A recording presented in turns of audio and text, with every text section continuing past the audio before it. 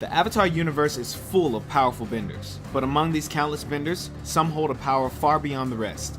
These are our top 10 picks for the strongest characters in the Avatar universe. To start us off, we have Prince Zuko. As a child, Zuko did struggle with his firebending techniques, but he truly came into his own during his teenage years, thanks to the teachings of his uncle Iroh. He was even able to hold his own against fully grown firebending masters, and Zuko only grew stronger throughout the series, learning new skills from his uncle, like redirecting lightning, and more importantly, inner peace.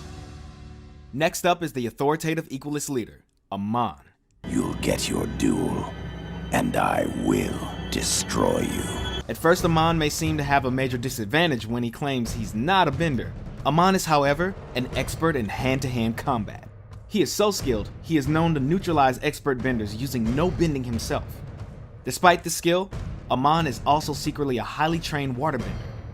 The few times we see him waterbend, he uses rather advanced techniques, but his strongest skill of all is the rare yet powerful waterbending technique, bloodbending. That's right, Amon can take full control over his enemies, and he can even do it without a full moon, something that was never even believed to be possible before Amon's family perfected the terrifying technique. Next on our list is the tyrannical leader himself, Fire Lord Ozai. For the majority of the series, he remained more of an ominous mystery, a looming threat whose power came more from the fear of the unknown than his actual abilities. But when we finally did get to see Ozai in action, he proved that his power came from much more than fear. The Fire Lord had an intense and wild style of firebending, fueled by anger and hate. While he did harness the power of Sozin's Comet to give his bending an extra boost, it is clear that comet or no comet, Ozai is a force to be reckoned with. Up next is everyone's favorite airbending teacher, Tenzin. Although Tenzin is a known pacifist and prefers to avoid a fight whenever possible, he has proven to be a potent example of airbending prowess. The burden of passing on thousands of years of airbending knowledge has driven Tenzin to honing his skill as an airbender to a high level of mastery. I will never let you get to Korra. Unfortunately, you don't have a choice. Yes, I do.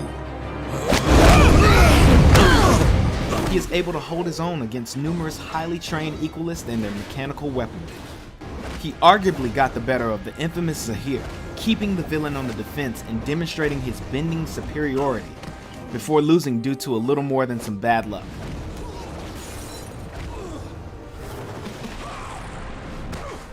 All in all, we think Tenzin could easily take Zahir in a fair fight. Strength seems to run in the family because our next entry is Tenzin's mother, Katara. Oh, great. You again. Yeah, I didn't think so. From the very beginning, Katara's sheer determination to hone her waterbending skills, even without a teacher, was a demonstration of great strength. Let's do this. From that determination, we saw Katara grow as a bender throughout the series, collecting skills like state changing, healing, and even bloodbending.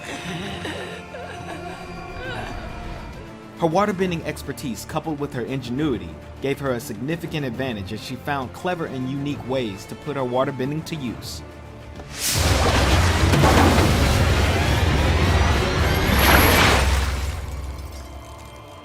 Although Azula is only 14 years old, she is regarded as one of the most fearsome firebenders of her time.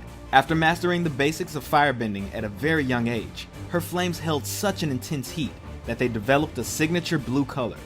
In addition to her standard firebending, she quickly advanced onto more complicated powers, like the ability to generate and control lightning, which is regarded as one of the most powerful and dangerous techniques in a firebender's arsenal. She has also proven time and time again to be a skilled combatant and strategist, and was often able to use her smooth demeanor to get inside her opponent's head.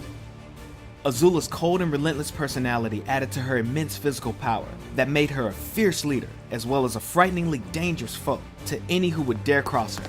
What is wrong with that child? Next up is Toph Beifong, aka the Blind Bandit. I am the greatest earthbender in the world! Don't you two dunderheads ever forget it! Though you wouldn't know it by visiting her home in Ba Sing Se, Toph is an earthbending prodigy. Her mastery of the craft allowed her to perfect the technique of using earthbending to detect vibrations in the ground, giving her a hyper-awareness of her surroundings. Not only did this replace her sight, but it allowed her to anticipate her enemy's every move and could even inform her if someone was lying.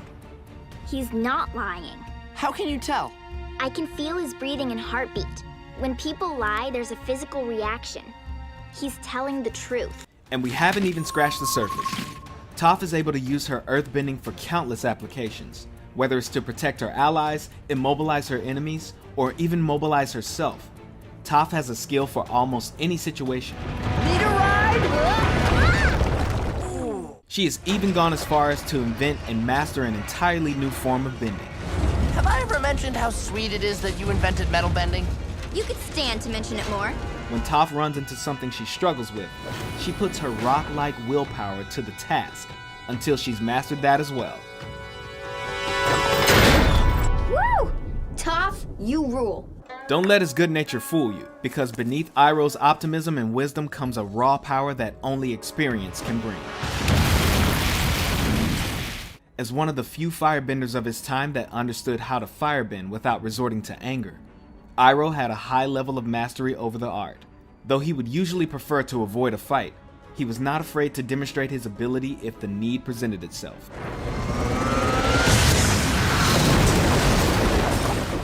In addition to his skill in firebending, he was also knowledgeable in the other forms of bending, and even went as far as incorporating techniques he learned from waterbenders. And as if that's not enough, Iroh was also a master tactician in battle, and was even once considered the Fire Nation's top general. Centuries from now, people will study the great Admiral Zhao, who destroyed the last of the Water Tribe civilization. You're lucky you're here to see it. Be careful what you wish for, Admiral. History is not always kind to its subjects. Avatar Korra showed she was capable of the basics when she was a little more than a toddler. I'm the Avatar! You gotta deal with it! By the time she was 17, she had mastered 3 out of the 4 elements and even showed immense skill in fighting while switching between bending styles.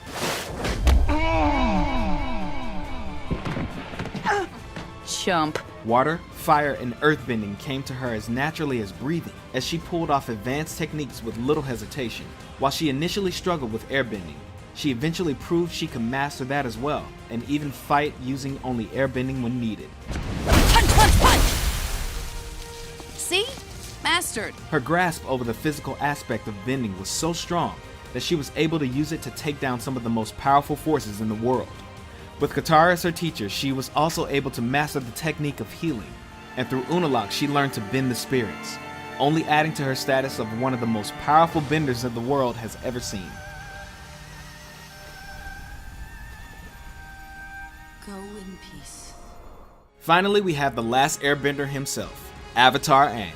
Before Aang even knew he was the Avatar, he was an airbending prodigy, reaching the rank of master by the young age of 12, making him the youngest airbending master in history. Aang's real test would be in his mission to end the 100-Year War and bring peace to the world. And that's where he would demonstrate his true power. When Aang began his journey, he only knew how to airbend, and had less than a year to learn and master the other 3 elements. While he was playful and often lighthearted, he proved to be a determined student when he focused his efforts, and became proficient in waterbending, earthbending, and firebending in record time. While he did gain a high level of expertise in the physical aspect of bending, it is in the spiritual aspect where he really excelled. Thanks to his training from the Air Nomad monks, Aang demonstrated a calmness of mind and a level of wisdom far beyond his years. This spiritual strength was only amplified after Aang's training with Guru Pratik and learned to unlock his 7 chakras. Aang was even able to learn an entirely new form of bending, energy bending. This ancient and forgotten art allowed Aang to bend the energy inside of others, and even remove their bending abilities entirely.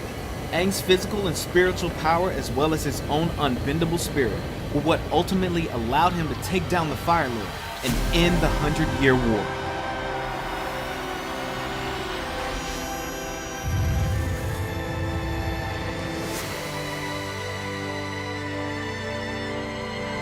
Who do you think is the strongest character in Avatar? Let us know in the comments below. That lemur! He's earthbending! No, you idiot! It's the girl! Oh, of course.